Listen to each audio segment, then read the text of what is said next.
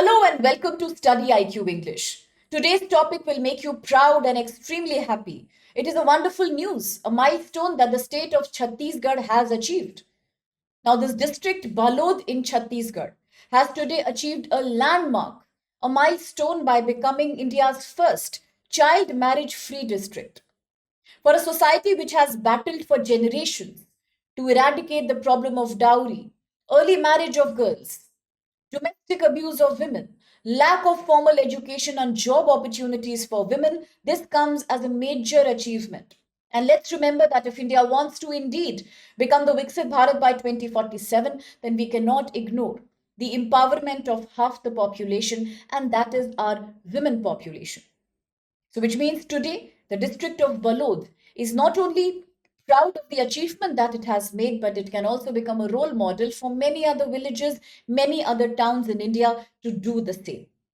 Now, it all came as in Chhattisgarh, the Balod district has officially been given the certificate of having eliminated the problem of child marriage. For the last 2 years, there is no reported case of child marriage from this district. And it continues to inspire other districts, other villages in India to do the same. Now, all of this boils down to a campaign that the Indian government launched in 2024. Remember this topic for GS paper 2? Vulnerable communities in India, because it is a rampant social problem. The problem of early marriage, the problem of child marriage of girls. So the 2024 campaign was launched by the Prime Minister Shri Modi. It is known as the Child Free Marriage India campaign.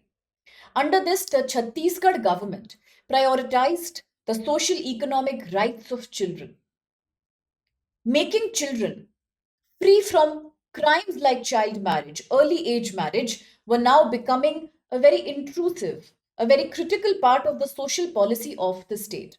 But the purpose was to eradicate child marriage across the country. The campaign, therefore, was about legal enforcement. The government was ensuring that nobody takes a step like that. And if they do, it should be immediately reported. There was huge social campaigning done to encourage people to send their girls to school, to reduce the dropout rate among girls, as well as to highlight in front of people through medical camps that what are the dangers of child marriage. And the key reason for the success was community panchayat participation. Without that, this milestone to be achieved at the grassroots level was not possible. So, as the Balod district inspired us today, it has become a huge role model for us today. The intention is to cover all the other regions in the country with the same milestone. India strongly today says no to any form of child marriage.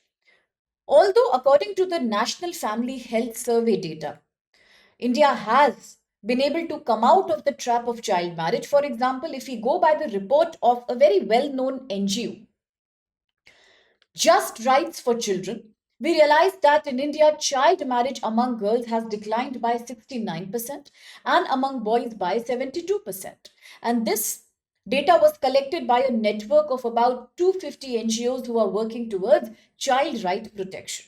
Now, this shows that yes, indeed, we have achieved many other milestones too. Child marriage has become much less common. But at the same time, there is a variability across states. Because if we were to listen to the data created by the National Family Health Survey, around 2019 to 21, we see that there are certain states in India like West Bengal, Tripura, Bihar, where the rate of child marriage is still above most states. It's quite on the higher side. For example, as per the data of NFHS 5 round from 2021, West Bengal had about 41% women who got married before the age of 20. And some of them were even getting married before the age of 18. Similarly, talking about Tripura, the rate is about 40%, Bihar, the rate is about 39%. In 2023, there were some very disturbing reports coming from the region in the outskirts of Assam, where too many such cases were also highlighted by the government, where yes, young children were getting married. They were forced to get married, sometimes as a part of economic necessity, sometimes because of cultural practices that prevail in certain communities. But despite the fact that across some states child marriage is still prevalent, overall, at a national level, we have controlled the problem in a good way. That's a positive thing here. So, despite a higher registration of cases in 2022, despite more awareness, we see that conviction cases are low. Very few people actually get punished when it comes to forced child marriage. And that's the reason why some other people do not refrain from doing that. So if we have to eliminate the problem completely, the punishment rate is also to be increased. But today, although there is higher awareness, there is better registration, but the conviction and punishment rates are quite low. And that is a gray area here.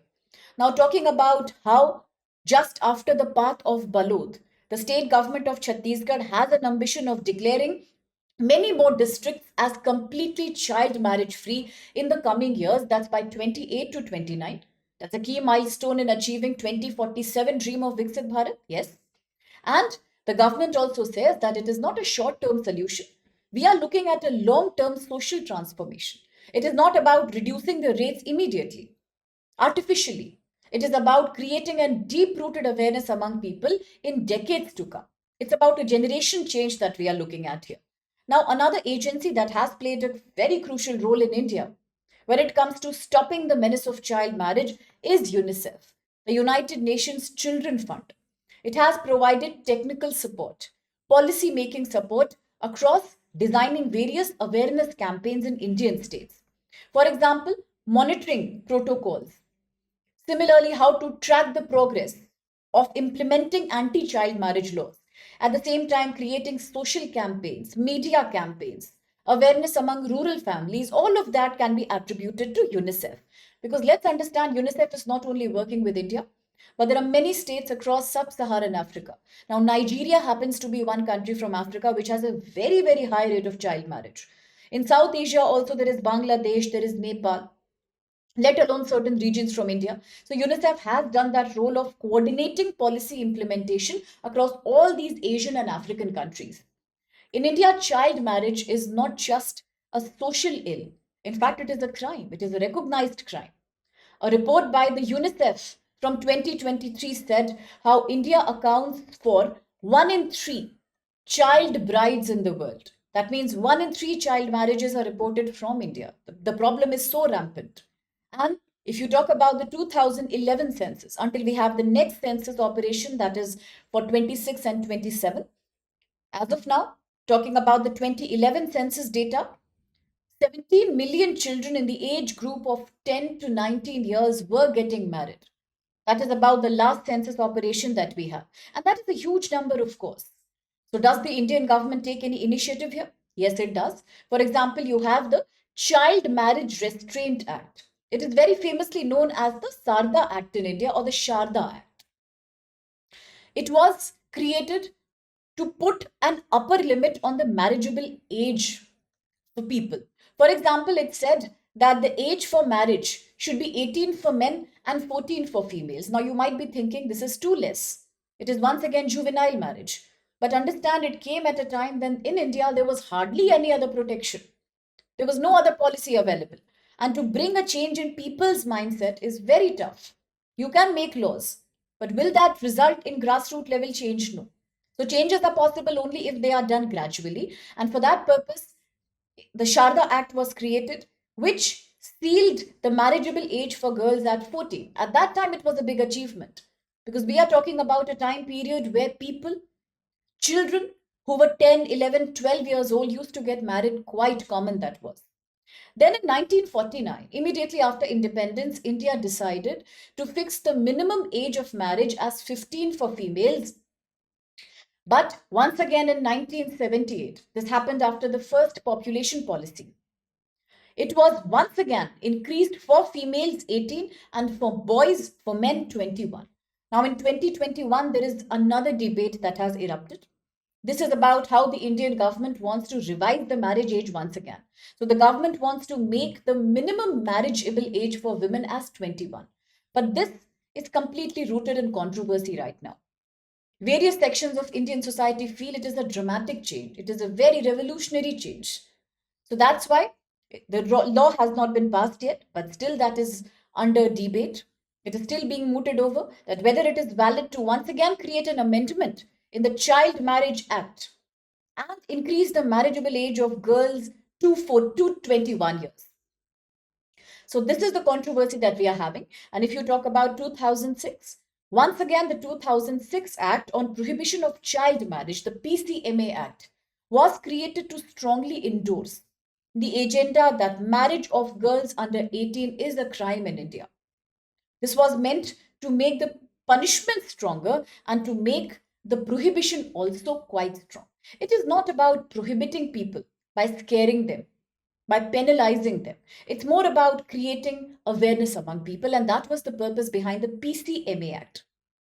Okay, so now whether the marriageable age further increases or whether it is sealed at 18, the good news is that yes, more than 50% improvement has come when you see the trend of early marriage for women. At the same time, there are certain vulnerable hotspots in the country where the change is slower to come. So the government today wants to work on awareness. There is another campaign called Beti Bachao, Beti Padhao. So all such initiatives only mean that the government wants to bring a change in the mindset of people. Because until there is a change of mindset, no policy intervention can work. And on that note, let's quickly have a look at the question. Consider the following statements regarding Child Marriage Act in India. 1. The Prohibition of Child Marriage Act, the PCMA 2006, defines child marriage as the marriage of a male below 21 and a female below 18 years of age. 2. The National Family Health Survey 5. It shows the prevalence of child marriage has declined as compared to NFHS round 4. And 3. The Prohibition of Child Marriage Amendment Bill 2021 proposes to increase the legal marriageable age of women to 21 years, just like that of men. So, which of these statements do you think is or are valid? You can post your answer, but it's not just about giving the right answer. It is a major controversy, a very sensitive social problem in India. So, I would love to hear from you on what comments do you want to make, your ideas, your vision. Do you see an innovative solution to the problem? For the UPSC exam, we need to have innovative solutions. We need to be very, very analytical about various problems in India. So feel free to express your thoughts. Feel free to leave a thread behind on which other aspirants can catch on, and we can have a great group discussion like we've had for Kerala urbanization, for ISRO's scheme, and like we've had for other articles and other problems that I have been discussing to you through these videos. And if you like the initiative, then do not please forget to like, share, subscribe us. Now we have another great announcement here. There is a batch that we are starting only at StudyIQ IAS from 17th October. You still have time. And this is the fast track batch. Why fast track? Because there's barely any time left for the 2026 exam. So, those of you who are preparing, please make use of the time. Give a professional touch to your preparation by joining us. The October batch is waiting for you across all GS Foundation courses in Hindi, in English, whatever works for you. So, how can you do that? To avail a price that's as low as 7,999 only, you can use the code SPLIVE on your screen. If you want us to reach out to you regarding this, please leave a comment. Please fill up a form that's available here and we shall reach out to you. Thank you so much to all of you.